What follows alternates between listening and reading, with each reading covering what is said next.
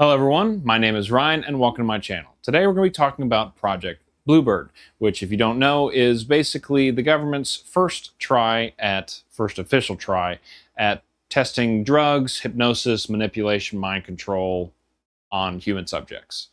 Um, you may think it's called MK Ultra, which you're right. But Bluebird was the first project, then it turned into Project Artichoke, then it turned into MK Ultra over the course of 25 years. However, Bluebird was the beginning. It was the official start of the government testing this on human subjects.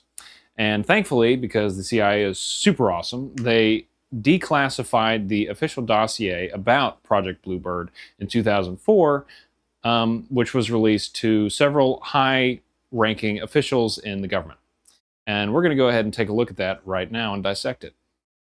Hope y'all don't mind a little voiceover action because this dossier is pretty in-depth. So, looking at the front page of this, we see the subject is Project Bluebird, and it's from the Chief Inspection and Security Staff, and it is to the Director of Central Intelligence. The subject reads, "There is submitted for your approval an authorization for allocation of funds Project Bluebird. In view of the extreme sensitivity of this project and its covert nature, it is deemed advisable to submit this project directly to you rather than through the channel of the Project's Review Committee. Knowledge of this project should be restricted to the absolute minimum number of persons.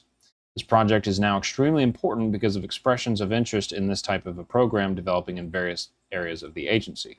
It is most important that these varied interests be brought into a single project where appropriate controls can be exercised. This will avoid compromise of our techniques and interest in this field.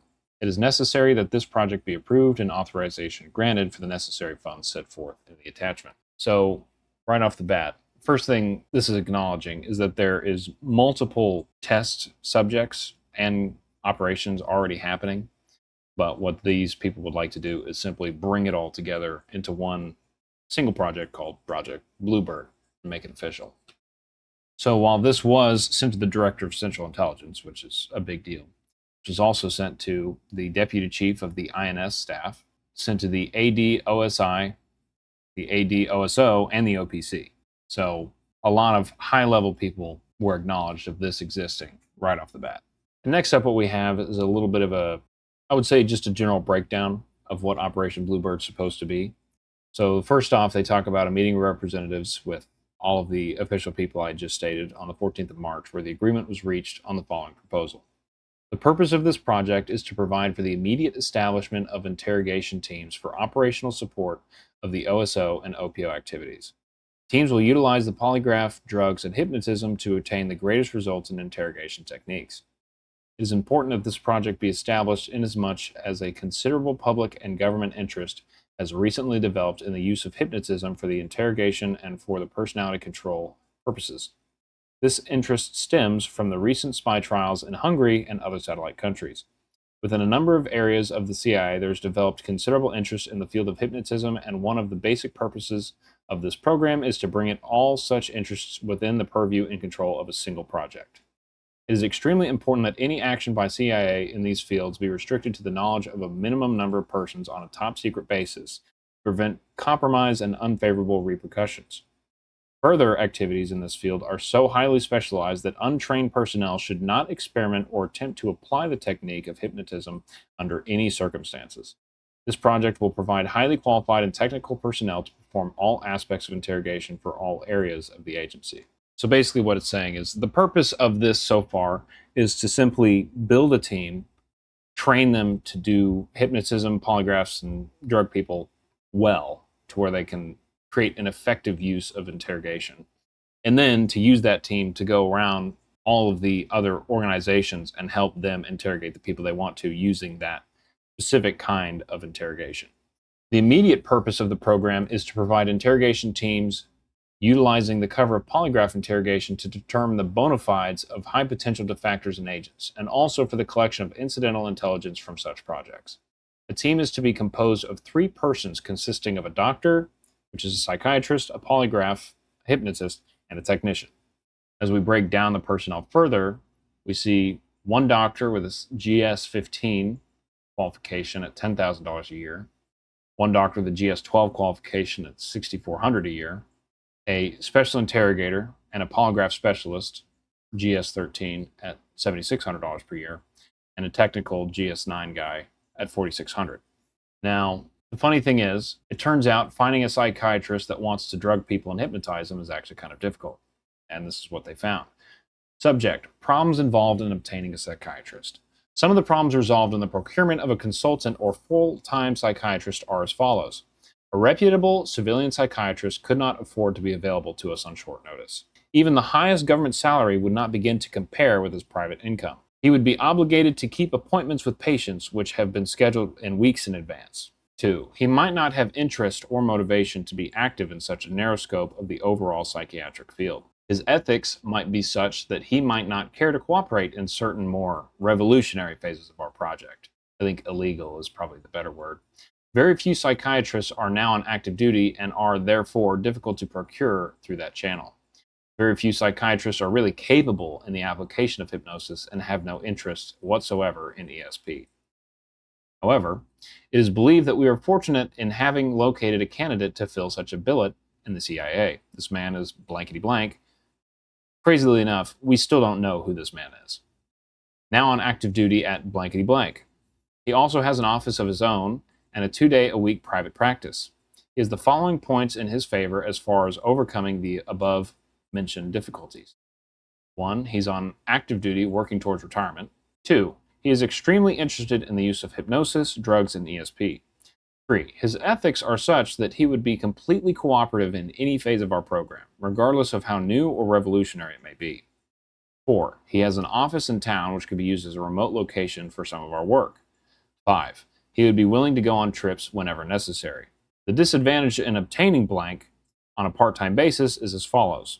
He is the only medical officer at the blank during weekdays and therefore would have to have a set time each week during which he could work with us. For this reason, he would not be available on a short notice.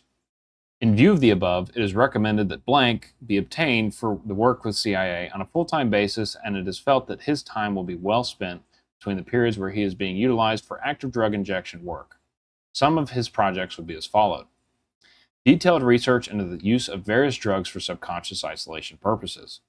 Liaison with other medical men and various agencies engaged in similar projects. Instruction in medical aspects of the polygraph. Aiding in the instruction of persons being trained in operational subconscious isolation. Helping in the ESP research program. Giving a physical examination to certain individuals with respiratory or heart conditions before they take the polygraph test. Rendering psychiatric opinion in conjunction with the perversion cases being tested on the polygraph. In view of the heightened activities and interest in subconscious isolation techniques, it is highly recommended that we obtain blank as quickly as possible. This is a really long way of saying they like this guy, and that's who they want to start the project. Now, once they have the guys who can work the polygraphs, the technicians, and the psychiatrists, now what they want to do is gather as much information that they currently have on what drugs to use and why. So, that's what they did. On May 9th, a meeting was held in the office of Dr. Chadwell, OSI, between blank OSI and blank of the INSS. The meeting was called for the purpose of determining the method by which CSI might lend support to the Project Bluebird, the overt collection of information from the U.S. government sources. The following points were agreed upon. 1. The INSS would provide blank with a copy of the INSS collection request, which was sent to the OSO for information on drugs and police interrogation methods. 2. Blank will arrange for the Surgeon General of the Army to place on the search list of the Nuremberg trials papers request for the information on drugs, narcoanalysis, and special interrogation techniques. 3. It was agreed that blank would set up a program for the collection of intelligence from U.S. government agencies and from public sources using an adequate cover to screen out direct CIA interest. The following are the categories of information. A. Speech-inducing drugs. B. Narcoanalysis and hypnotism. And C. Soviet and satellite trials wherein blank is suspected that A or B above was used on the blank or other special drugs or interrogation. So, simply put, they want to go and observe all of the information that they have on these drugs and what they can do. So they want to go through drug and police interrogation methods. They want to go through the list of the Nuremberg trial people of the Dachau experiments who were testing on humans with just so many inhumane experiments and the information they gathered from it. America took all of that, and now they're going to use it for themselves. And then, third of all, this was kind of when the Soviet was starting to grow and the Cold War, while it hadn't actually happened yet, it was beginning to get there. And there was also speculation of like Soviet mind control and hypnosis. So they wanted to bring in any information they had on that as well. Now, I know what you'd love to see next is a bunch of test results about what happened to who and what, but unfortunately, all of that's been redacted from this document, or isn't in this document, and we haven't seen the other. And finally, what we see at the end of the dossier is dated about 2 years after the first notice, and it's about Project Artichoke. This office concurs in the staff study dated 15th May 1952 to the DDCI on Special Interrogations Project Artichoke. This office will assume appropriate approval, the responsibilities placed on it in the staff study, and at the expiration of the 6 months period, a meeting will be called to determine the results achieved during the interim 6-month period and determination made as to whether INSO or some other office should assume permanent responsibility for the conduct of this project. Basically, what it's saying is we're about to absorb Project Bluebird into Project Artichoke. Okay, so now that we've gone through Project Bluebird's dossier, which kind of seems like word salad, but it really was very explanatory in the very basis of what Project Bluebird was going to be. Now we need to get into what it did, how it did it, who it did it to, because that's what we really care about, right? So, the purpose of Project Bluebird was to study different methods of controlling human behavior, such as obtaining info from an unwilling subject, create a state of amnesia or implant false memories, condition individuals to perform acts against their will without conscious awareness. And the subjects that they practiced this on were as follows: military personnel, intelligence staff, prisoners of war, foreign detainees, suspected double agents, refugees, defectors, and it's speculated that they use psychiatric patients as well. It's confirmed that they used them in Artichoke and MK Ultra. It's still speculated that they used them in Bluebird. Next up, we have drugs and techniques. Starting with sodium pentothal, aka truth serum, which is a sedative. It lowers inhibitions and induces a semi-hypnotic state. Next up is sodium amytal, which is a sedative as well. It's very similar to sodium pentothal, but it promotes recall and conversion, and it leaves the subject receptive to external stimulus. Next up is scopolamine, which is a hallucinogen, and it creates a confused and malleable-like state in the subject. Then benazedrine, which is a stimulant, and it creates alertness after the sedative to then enhance suggestibility in the person. And finally, mescaline, which is a psychoactive compound. It's also called peyote, which is, if you know what that is. It was discovered during the Dachau experiments, which is one of the reasons why Operation Paperclip happened, as well as the Nuremberg trials, which we saw in the dossier, which is a huge deal because the stuff done in the Dachau experiments is just abhorrent. I will be making a video about it soon. I do have a video about Operation Paperclip, which is related to it. It brings intense visual hallucinations, distorts time, vision, and self-awareness, and distorts short-term memory. Next up, we have techniques. Along with drugs, techniques were used to improve conditioning.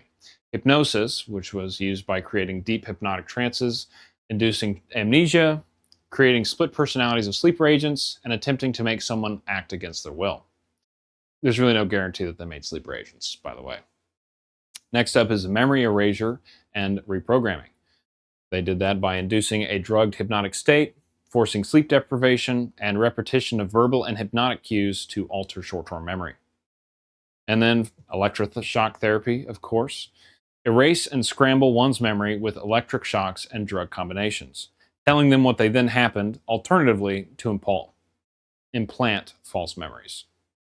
Then we have behavioral conditioning, which was done through isolation and sleep deprivation, repeated interrogation cycles, and a reward and punishment system during hypnotic sessions. So they did all of this. You saw the dossier. How many people were involved in it? Clearly they found something, because there wouldn't be a Project Artichoke and then MK Ultra spanning 25 years of this project. So what did they find out? This was the result. Drugs could enhance suggestibility and memory loss. Hypnosis could plant and trigger behaviors. Memory altercation and extraction are technically possible. And last but not least, the combination of hypnosis, drugs, and conditioning showed optimal results in controlling one's thoughts, memories, or even actions. So yeah, Project Bluebird worked so well that, I mean, it turned into a 25-year-long program. Absolutely insane. This investigative study led to a decades-long secret government experiment of behavioral manipulation unknown by the public until 1974. Starting at Project Bluebird from 1950 till 1951, then on to Artichoke from 1951 to 1953, then to MK Ultra, which is the one everybody knows about, from 1953 to 1963, and then MK Search and MK Naomi from 1963 to 1972. Yes, there actually is one after MK Ultra. Yeah. So, just another video showing our government's wonderful past. Awesome, love it. So the reason I dove so deeply into that dossier is because it's pretty rare to get a direct piece of information about something like this from the government that I can actually read through and look at. And while it really only had very basic information about funding and how it was built, I think that that was still a pretty important step into what formed a 25-year-long investigative study of drugging and hypnotizing people to try and control them. It's amazing. I will be diving into Artichoke and MK Ultra, probably as one video because they kind of just morph into each other. Yeah, thanks for watching. Let me know what you think in the comments. Bye.